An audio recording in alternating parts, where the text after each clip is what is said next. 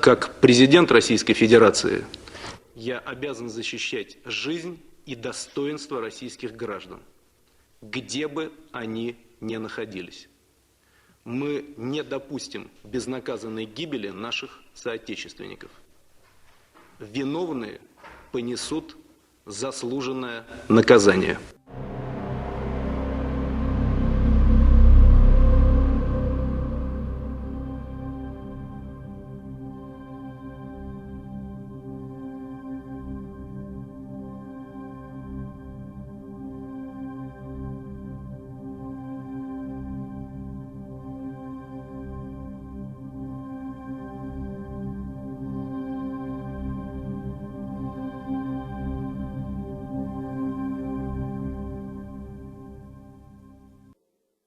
I wrote a year ago that the Russians were going to try to provoke the Georgians and that their real goal here was to annex South Ossetia and the other breakaway area, Abkhazia, and hopefully they would want to overthrow President Saakashvili, who is the most pro-Western, pro-American, pro-NATO president in the former Soviet Union space, outside of the Baltics, of course.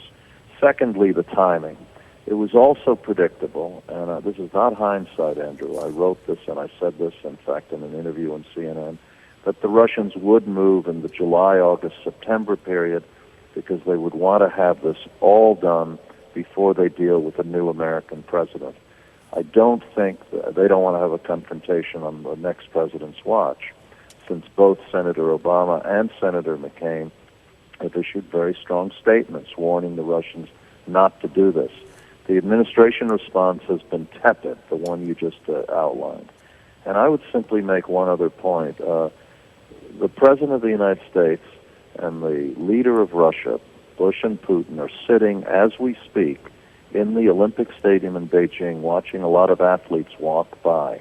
They're not only a few feet from each other. They ought to go off in a corner right now and talk about this and how to stop it, because it is very, very serious. The Russians are going to try to annex Ossetia, they're going to try to annex Abkhazia, and they're going to try to overthrow Saakashvili, and it's going to move very fast now. An American delay will simply let the Russians think that the West doesn't care.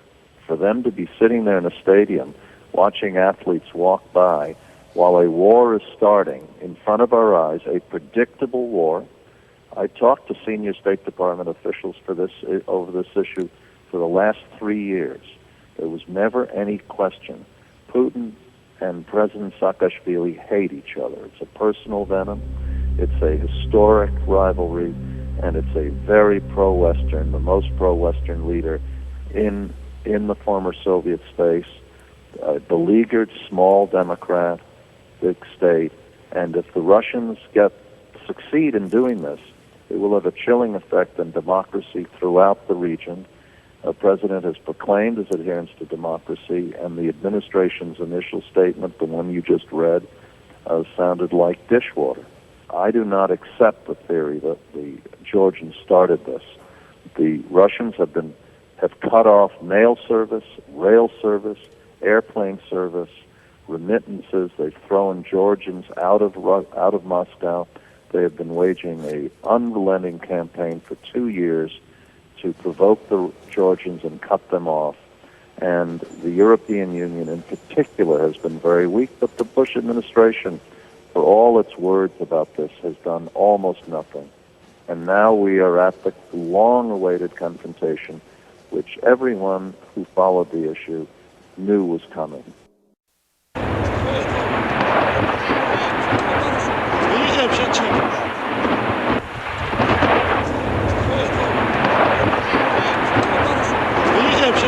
The situation is very tense in having anticipation and then the real information that the Russian tanks and armored vehicles are already entering the territory of Georgia in a large amount, and then the Russian military aircraft bombing Georgian territory. In this very context, we still try to maintain the ceasefire, which started from the 3 p.m. to the 6 p.m., in which we try to enable the civilians to get proper security and then get out from the dangerous zone so that they're not endangered. We still hope that we will have time to maintain that line. So just to be very clear, you're calling on Russian forces to observe a ceasefire, a 3-hour humanitarian ceasefire?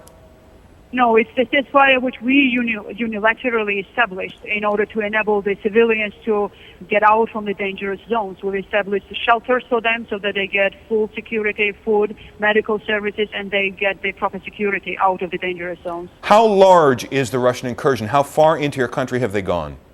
Well, it's already far. It just went all beyond all imaginable red lines in the behavior of the sovereign state. It's just very direct, large-scale military aggression over the state of Georgia, and it's becoming a fact of life today. Are they within the confines of the region known to the world as South Ossetia, or have they moved into other parts of Georgia? Is there any indication, for example, that they might be threatening the capital? Well, the military bombardment from the aircraft outside of the conflict zone from the region of South Ossetia, and they bombarded today the civilian city of Gori outside of the region conflict zone, and then they've done it on several villages again in the nearby villages, so that clearly they don't really have boundaries in their activities. Can you tell me about casualties among civilians or among Georgian military forces? We are still in the process of collecting this information, but we definitely have wounded, and then we have some casualties as well. The president a short time ago called for a general mobilization. What exactly is Georgia doing? Well, it's just mobilization in terms of the human resource, so that if there is need, we're in a position to defend our citizens and security and lives of the Georgian citizens. And that is one of the primary responsibilities of a sovereign state, so that we are just responding to the call for the defense of the life and security of our citizens. The main aim, what we have, is the stop of the violence and establishing the security and peace in our country, and then sharing full benefits of the development of Georgia with people living in the region of South Ossetia.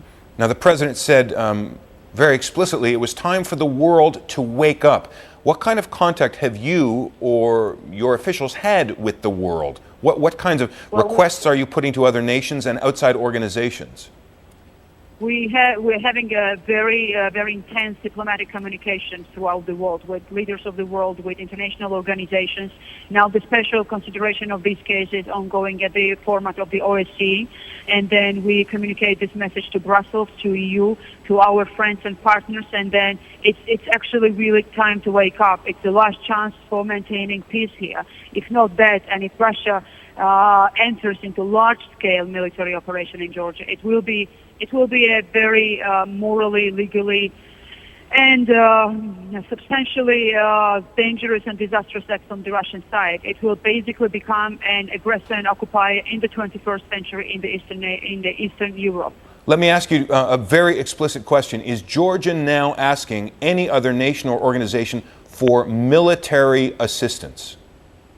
No, it's not the military assistance. It's the appeal to stop Russia from interfering militarily on the soil of Georgia against the sovereignty and territorial integrity of Georgia, and then hold Russia, and then not to allow Russia to get militarily engaged in a large-scale aggression against Georgia, and to allow a peace process to be established and effectively implemented here in Georgia in both of the conflict regions. Are you yourself in contact with Russia's foreign minister, with its prime minister, with its president? Is there any contact at the highest levels right now? We've had very intense communications with the Ministry of Foreign Affairs of the Russian Federation, but then up to now the latest communication had been already completely non-constructive. It was basically a direct threat from the Russian Federation. It's in the same lines as the announcement of the President Medvedev recently that we all heard from the means of the media. So what is the next step? Well, the next step is, again, the only international community now with a very direct and clear pressure on the Russian Federation is capable of stopping the Russian Federation from military intrusion and aggression into the Georgian territory in terms of the large-scale operation. Because already now we have the military activities from the Russian side in Georgia, but then we still are in a position to stop the large-scale military activities on the soil of Georgia. Are you, as your government, satisfied with the response it's gotten from the West so far?